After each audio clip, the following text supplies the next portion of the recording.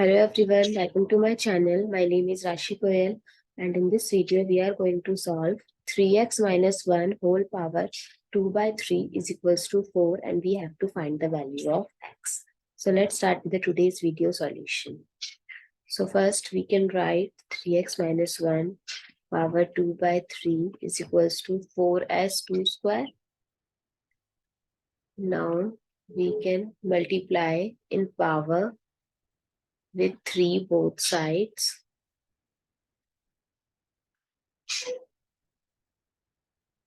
So 3x minus 1, we can eliminate this. Square is equals to 2 power 6. Now 3x minus 1 whole square is equals to 2 power 6 is 64. So here we can use a very famous identity, that is a minus b whole square. A square plus b square minus 2ab. So we can write this as 9x square plus 1 minus 6x is equals to 64. If I'll subtract 64 from both sides, so the equation becomes 9x square minus 6x minus 63 is equals to 0. If I'll take 3 as common throughout the equation, so it becomes 3x square minus 2x minus 21 is equals to 0.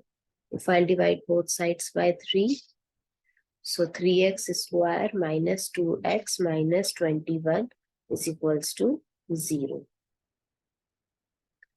Now it's look like a quadratic equation, so we can do the middle term split method. So we can write the middle term as minus 9x plus 7x minus 21 is equals to 0. If I'll take 3x common from the first two terms, so x minus 3 is left. Now from the next two terms, if I'll take 7 is common, so x minus 3 is left.